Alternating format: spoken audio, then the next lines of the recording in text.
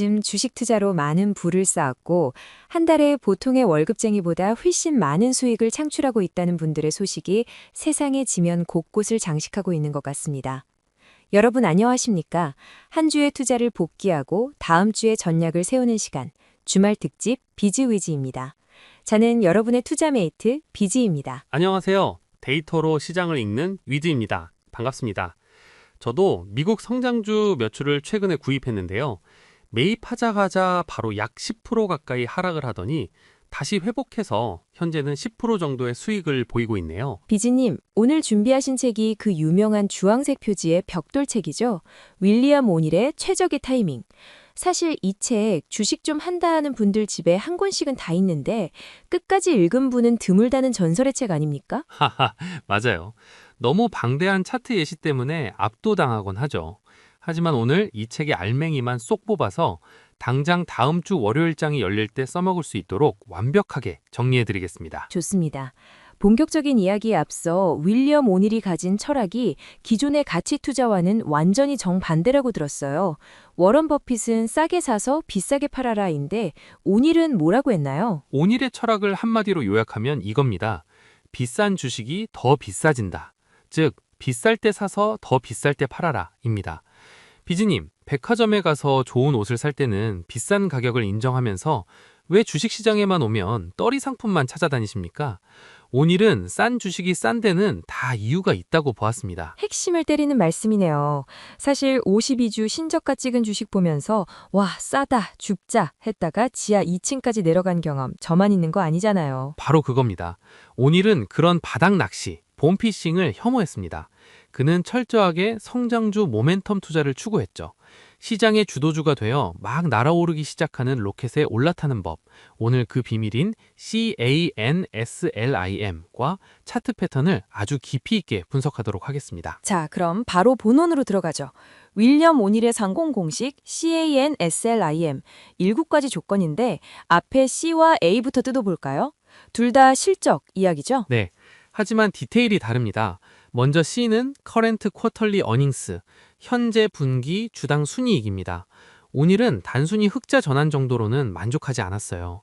전년 동기 대비 EPS가 최소 18에서 20%, 가급적이면 40%에서 100% 이상 급증해야 한다고 봅니다. 100%요?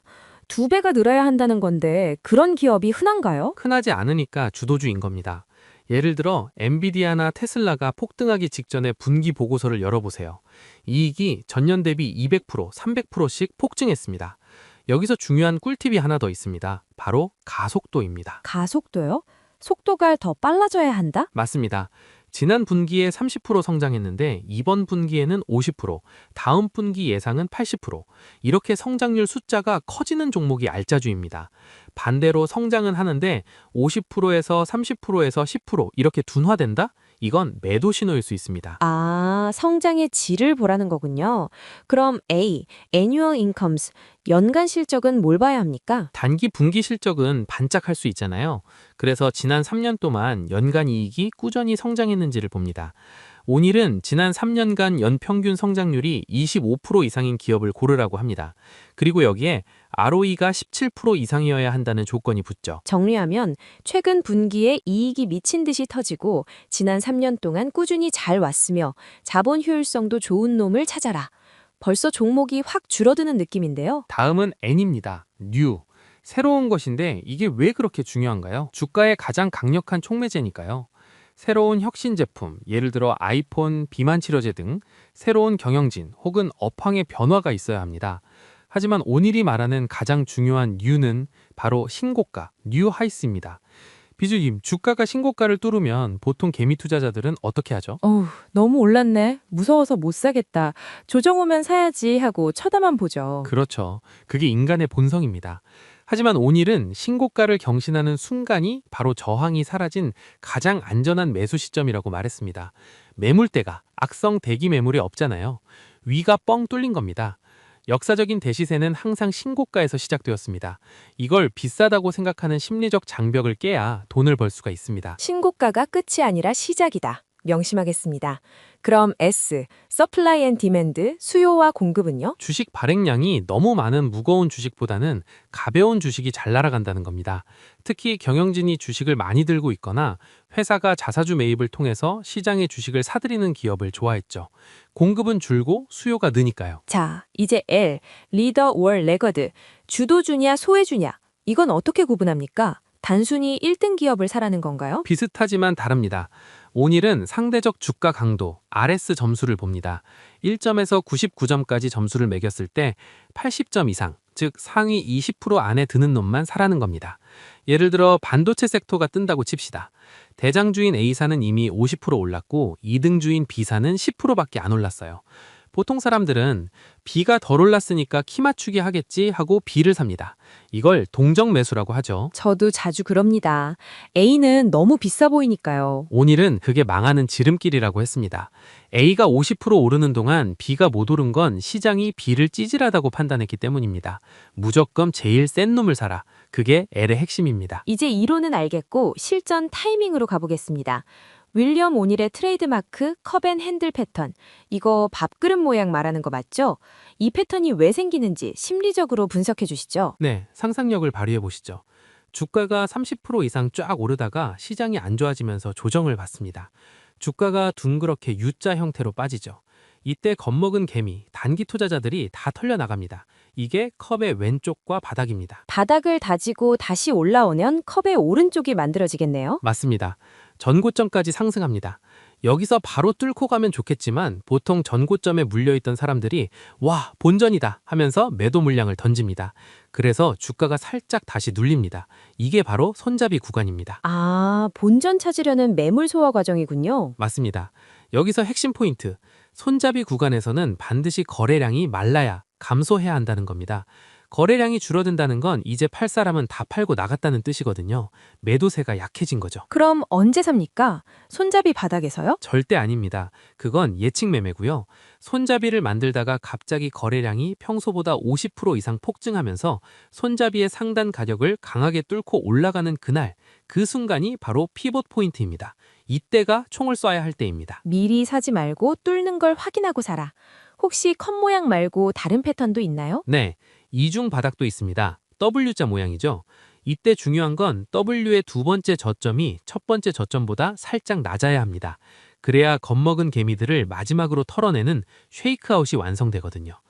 그 외에 평평한 바닥 패턴도 있지만 초보자분들은 컵앤핸들만 제대로 익혀도 충분합니다. 자, 매수까지는 완벽하게 했습니다. 그런데 주식은 파는 게 예술이잖아요. 오닐은 매도에 대해 뭐라고 했나요? 제가 알기로는 굉장히 냉정한 분이라고 들었어요. 냉정을 넘어 냉혹하죠. 온일 투자의 제1원칙은 손절매는 7에서 8%에서 기계적으로 실행하라 입니다. 이유 불문입니다. 회사가 아무리 좋아 보여도 내가 산 가격에서 8% 빠지면 그냥 내 판단이 틀린 겁니다. 8%면 요즘 같은 변동성 장세에서 너무 타이트한 거 아닙니까? 하루만 해도 왔다 갔다 하는데요. 그렇기 때문에 진입 타이밍, 피봇 포인트가 중요한 겁니다. 그리고 7% 유를 지켜야 하는 수학적 이유가 있습니다. 50% 손실이 나면 원금을 찾기 위해서 100% 수익을 내야 하지만 7% 손실은 다음 종목에서 8%만 수익 내면 복구됩니다. 큰 손실은 언제나 작은 손실에서 시작된다는 것을 명심해야 합니다. 알겠습니다. 손절은 칼같이. 그럼 익절, 이익 실현은요? 언제 팔아서 수익을 확정짓나요? 기본 원칙은 20%에서 25% 수익이 나면 매도하는 겁니다. 대부분의 성장주는 20%에서 25% 오르면 조정을 받거든요. 하지만 예외가 있습니다. 바로 8주 보유 규칙입니다. 8주 보유 규칙? 그건 뭔가요? 만약 내가 샀는데 이 주식이 너무 강해서 1, 2주 만에 20% 넘게 폭등해버렸다? 이건 일반 주식이 아니라 슈퍼 주도주일 가능성이 큽니다. 이럴 때는 20%에서 팔지 말고 최소 8주 동안은 무슨 일이 있어도 들고 가라는 겁니다. 텐베거는 보통 여기서 나옵니다. 야수의 심장이 필요한 순간이군요. 20% 먹고 빠지느냐, 100%를 노리고 버티느냐. 그래서 오닐은 피라미딩 전략을 씁니다. 처음에 사고 상승 종목 중에 주가가 2, 3% 오르면 추가 매수를 해서 불을 타는 겁니다. 내 판단이 맞았다는 걸 시장이 증명해 줄 때 비중을 싣는 거죠. 반대로 내려갈 때 물타기는 하는 건 실패를 강화하는 행위라며 극도로 반대했습니다. 마지막으로 켄 슬림의 M, 마켓 다이렉션, 시장 방향성에 대해 이야기해보죠. 아무리 좋은 종목도 하락장에선 장사 없잖아요. 맞습니다. 오닐은 M이 틀리면 나머지 캔슬림이 다 좋아도 소용없다고 했습니다. 개인 투자자가 시장의 꼭지를 예측하는 것은 불가능하지만 징조는 알 수 있다고 했죠. 바로 디스트리뷰션 데이, 매물 추레이를 세는 겁니다. 디스트리뷰션 데이? 용어가 좀 어려운데요. 간단합니다. 주가 지수는 하락하거나 아주 조금 오르는데 거래량은 전날보다 늘어난 날입니다. 기관들이 개미들 몰래 주식을 팔아치우고 있다는 증거죠. 이런 날이 4, 5주 안에 3번에서 5번 이상 반복되면 하락장이 오고 있구나 하고 현금 비중을 늘려야 합니다. 반대로 하락장이 끝나고 상승장이 시작되는 건 어떻게 합니까? 팔로우 스루 데이를 기다려야 합니다. 지수가 저점을 찍고 반등을 시도할 때 4일에서 7일째 되는 날 지수가 1.5% 이상 급등하면서 거래량이 폭발하면 그때가 찐 반등의 시작입니다. 오닐은 이때까지 인내심을 갖고 현금을 쥐고 기다리라고 합니다. 와, 오늘 윌리엄 오닐의 투자 전략을 A부터 Z까지 훑어봤습니다. 비싼 것을 사서 더 비싸게 팔아라. 손절은 짧게, 수익은 길게. 머리로는 알겠는데 실천이 참 어렵겠죠? 맞습니다. 주식 투자는 지능의 싸움이 아니라 감정의 싸움이니까요. 오닐은 항상 차트를 보며 역사를 공부하라고 했습니다. 역사는 반복되니까요. 청취자 여러분, 이번 주말에는 HTS를 켜고 여러분의 관심 종목이 컵앤핸들을 그리고 있는지, 실적 EPS가 폭증하고 있는지 꼭 체크해 보시기 바랍니다. 그리고 7% 손절 라인을 미리 세팅해 두는 것도 잊지 마시고요. 오늘 위대한 투자자의 서재 특집 정말 유익한 시간이었습니다. 저희는 다음 주말에도 여러분의 계좌를 든든하게 지켜줄 인사이트로 찾아오겠습니다. 성공 투자는 원칙을 지키는 자의 몫입니다. 지금까지 비즈 위직이었습니다. 여러분 성투하세요. 구독과 좋아요는 사랑입니다.